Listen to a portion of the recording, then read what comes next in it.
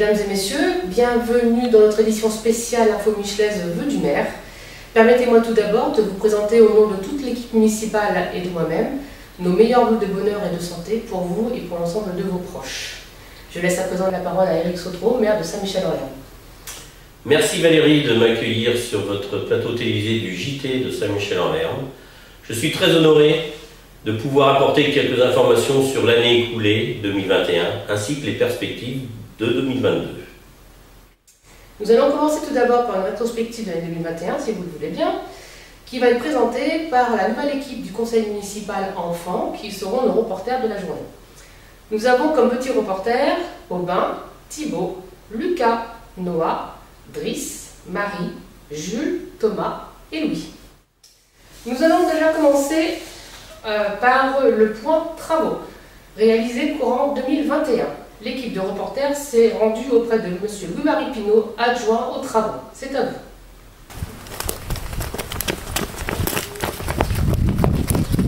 Louis-Marie Pinault, action!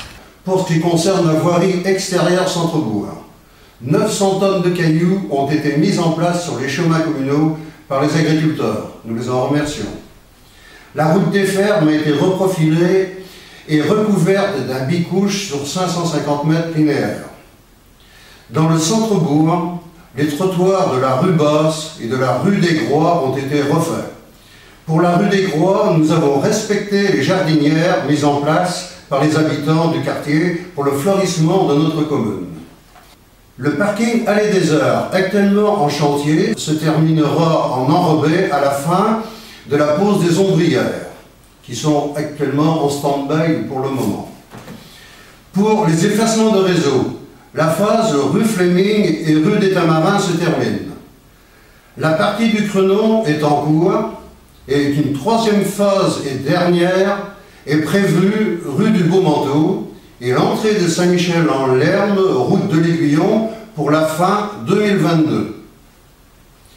Au niveau des bâtiments, tout le monde a pu le constater que les halles sont terminées. Nous n'avons que des retours positifs de la part des commerçants et des utilisateurs et de leurs clients. Derrière moi, actuellement en travaux, la rénovation de l'ancien centre de soins pour en faire 2 logements, T3, fin des travaux prévus fin avril 2022.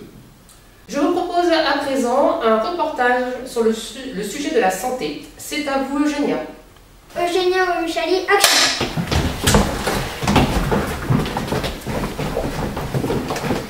Depuis le mois de mai, cette année, nous nous retrouvons avec les élus et les habitants des communes environnantes de Saint-Michel-en-Lairne devant les urgences de Luçon, car nous dénonçons la fermeture des urgences qui était prévue pour cette année. Pour 2022, restons mobilisés car rien n'est acquis. La RDH est nouvelle directrice depuis septembre 2021, Madame Anne Noirteau.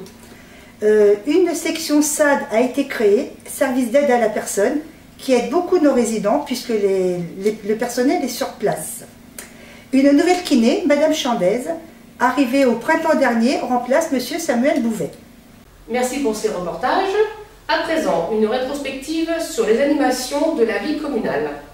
En septembre, la cérémonie d'accueil des nouveaux arrivants avec la traditionnelle présentation de la commune par Éric Sautreau, le maire, et celle des associations. Cette année, nous avons eu le plaisir de recevoir 32 nouvelles familles. En septembre également, le 4e forum des associations. Je laisse la parole à M. Roland Le Prado. C'est à vous. Roland Le Prado, action!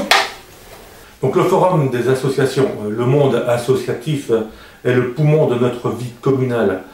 Il recèle une richesse que nous devons préserver, je pense au bénévolat. C'est un moment très important pour notre commune car c'est à travers le forum des associations que s'affirme notre tissu associatif. Le forum est la vitrine des activités proposées aux Michelaises et Michelais, notamment aux nouveaux arrivants. Allez les assos, on compte sur vous en 2022. Merci Roland.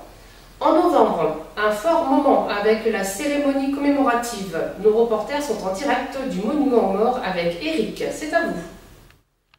Éric Pelot, action! On commémore tous les 11 novembre de chaque année l'armistice de la guerre de 14-18 qui a fait, vous le savez, entre 15 et 20 millions de morts, de disparus, de blessés, d'invalides, dont 8 millions de civils.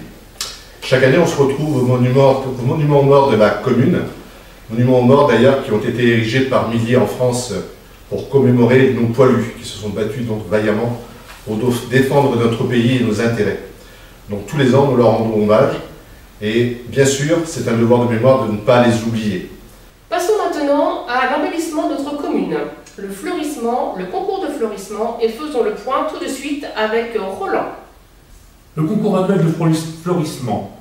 Cela fait maintenant 7 années que le concours de fleurissement a été créé. L'objectif de ce concours est d'associer les Michelaises et les Michelais à l'embellissement de leur propre environnement, de leur maison, de leur quartier, de leur rue, de leur commerce. Cette action vient compléter le travail remarquable réalisé par les techniciens des espaces verts de la commune. Un noyau fidèle à la main verte fédère chaque année de nouveaux participants. Cette année, 10 lauréats ont été primés par un jury composé d'élus et de professionnels du fleurissement. Venez nous rejoindre. Des actions solidaires à présent, avec la participation de la commune cette année encore à la Joséphine et au Téléthon. Sachez que la Joséphine, grâce à vous, grâce à nous, un chèque de 129 534,98 € a été émis et a été donné à la Ligue contre le cancer des femmes. Le Téléthon. L'année dernière, nous avons remonté un chèque d'un peu plus de 4 000 € et l'action de cette année a déjà fait remonter des fonds à hauteur de 4 300 €. Et ce n'est pas terminé, comme va vous l'expliquer Roland dans ce reportage qui suit.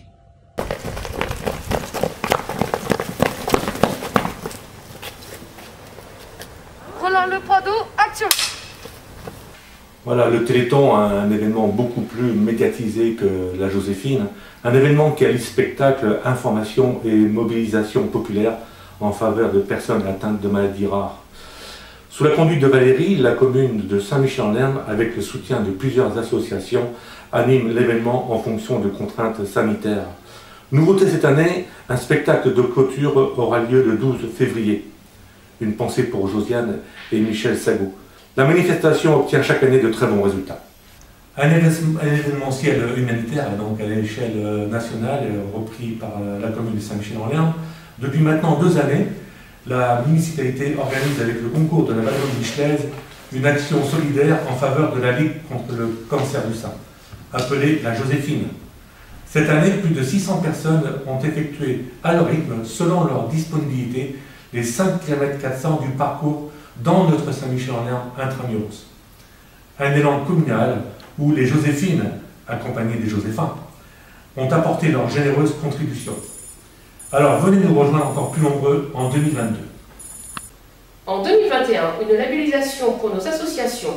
Plus de détails tout de suite avec Roland. Roland Le Prado, action!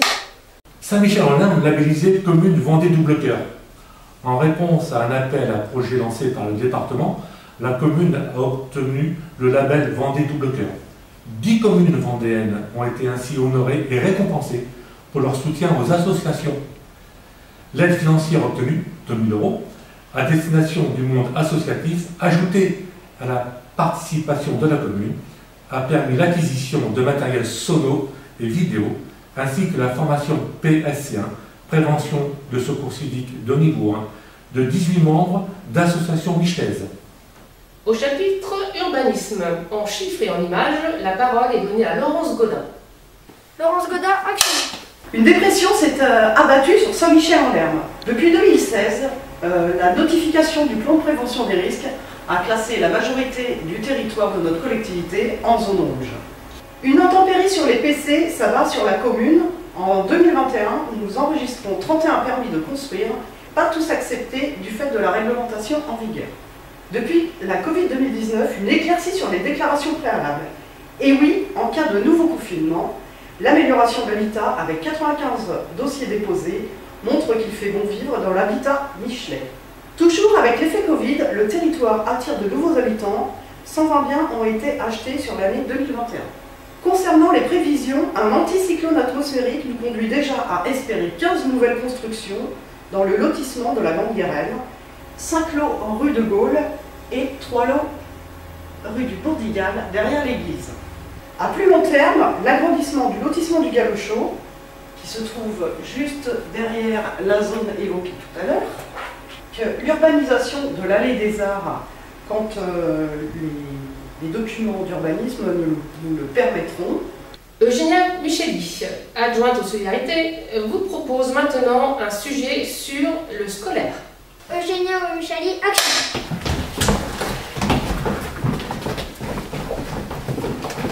Un point sur l'école. Pour la rentrée 2021, cette année, nous avons eu à l'école publique 101 élèves et donc 5 classes. Pour l'école privée, 55 élèves, 3 classes.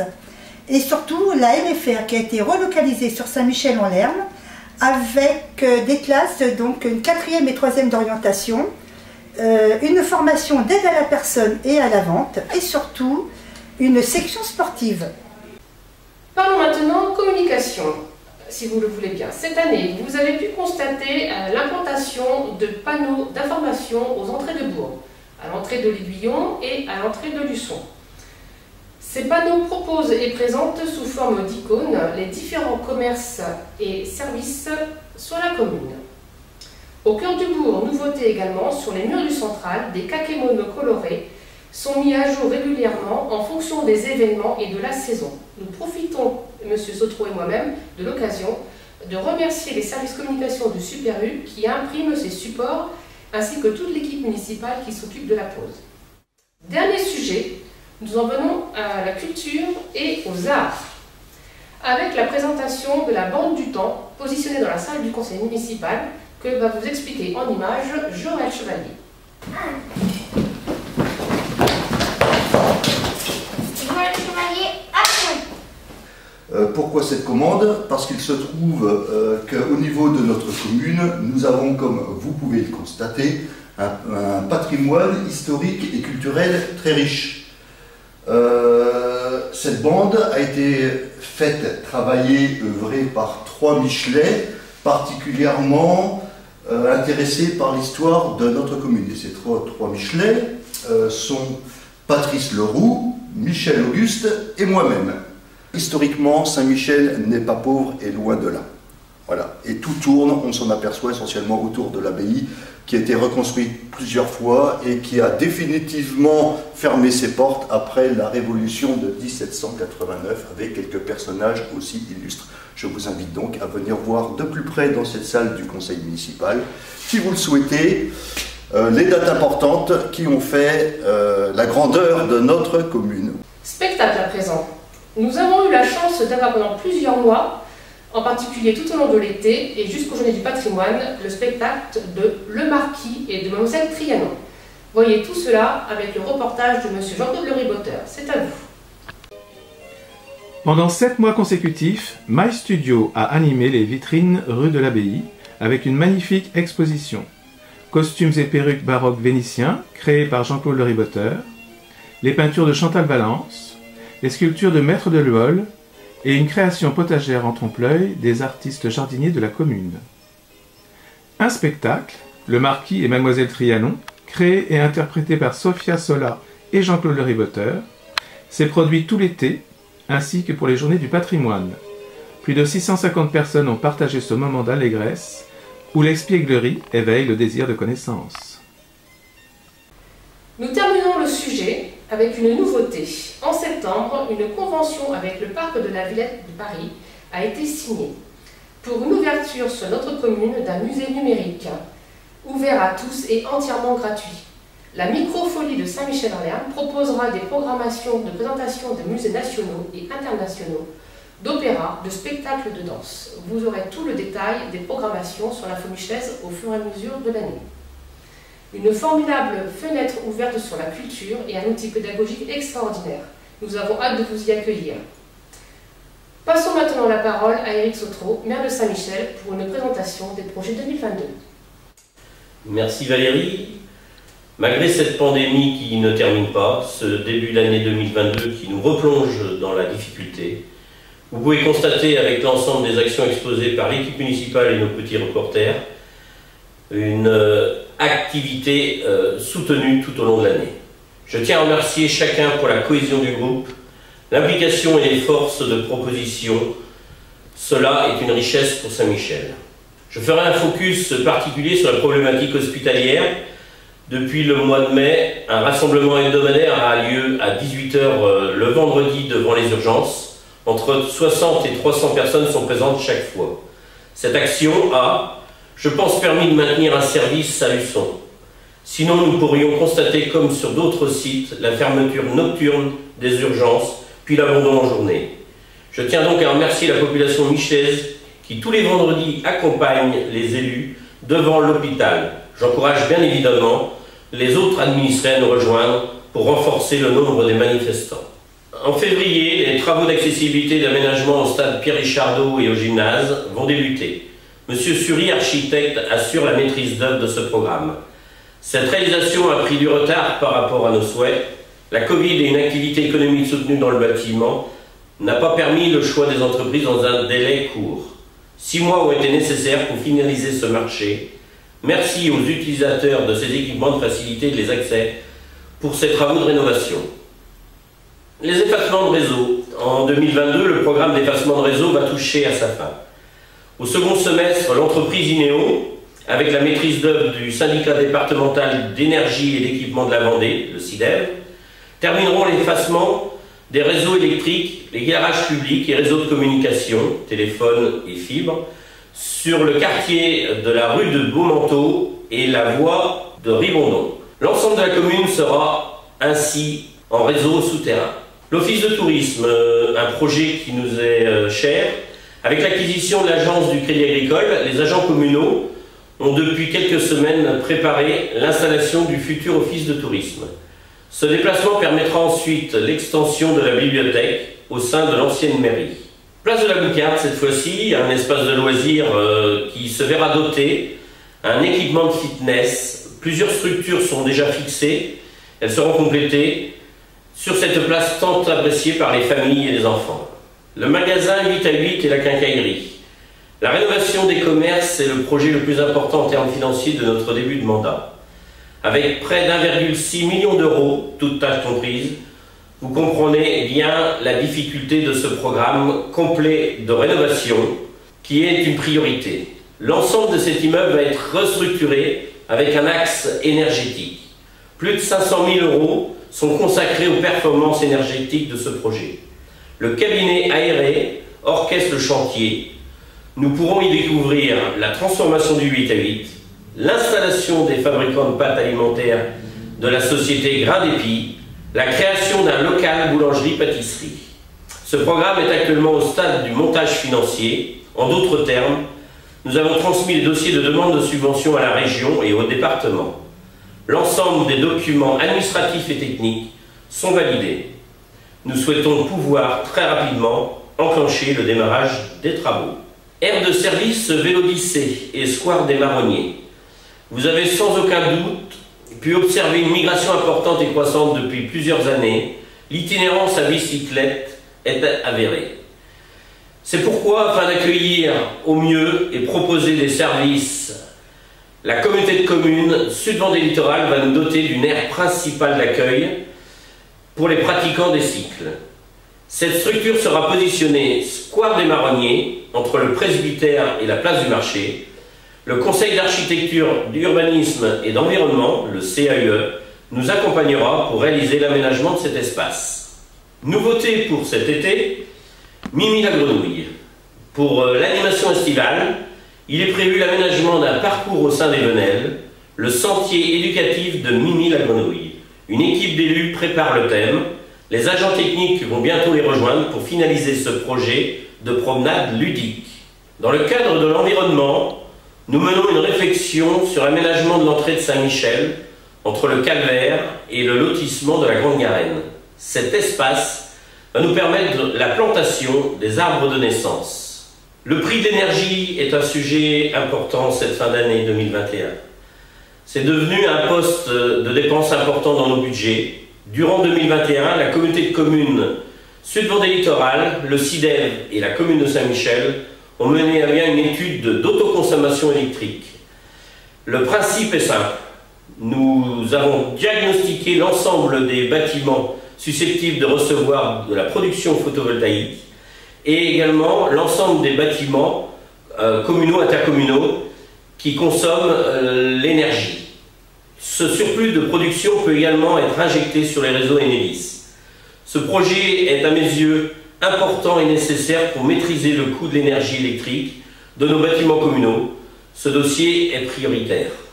Tourisme, un sujet important également. Saint-Michel-en-Lerme est une commune touristique et pour l'affirmer, nous devons aménager une aire d'accueil de camping-car. Afin d'apporter à ces voyageurs itinérants le confort attendu, nous envisageons l'aménagement de 49 emplacements, route de la Live, près de la cantine municipale. Suite au renouvellement du conseil départemental de la Vendée, le 25 novembre dernier, j'ai été reçu par M. Alain Leboeuf, président du conseil départemental. Ce rendez-vous important m'a permis d'évoquer les projets de notre cité. Nous avons eu un échange plus précis sur deux sujets majeurs. L'extension de la résidence de Lerme, qui pourra se faire sur deux axes. Le premier axe étant la création de 7 chambres supplémentaires et enfin l'intégration d'habitats inclusifs à proximité de la structure. Le second point était évidemment le contournement. En 2021, l'ensemble des études d'impact environnemental a été réalisé. En 2022, l'enquête d'utilité publique sera programmée. J'ai eu la certitude que le projet avançait normalement, suivant le calendrier que M. Leboeuf nous avait donné en 2019. Je viens de vous présenter une partie des projets que nous souhaitons avancer en 2022. Je remercie l'ensemble des agents communaux et plus particulièrement M. Xavier Bonnet pour sa disponibilité, son conseil, sans faille, pour Saint-Michel-en-Lerme. Je remercie l'ensemble des élus pour leur implication lors des conseils municipaux et commissions, ainsi que les membres du Centre communal d'action sociale, le CCAS, pour leur participation. Pour conclure, je vous offre mes meilleurs vœux 2022.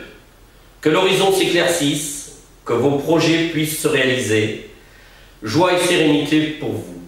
Bonne et heureuse année 2022. Bonne année 2022.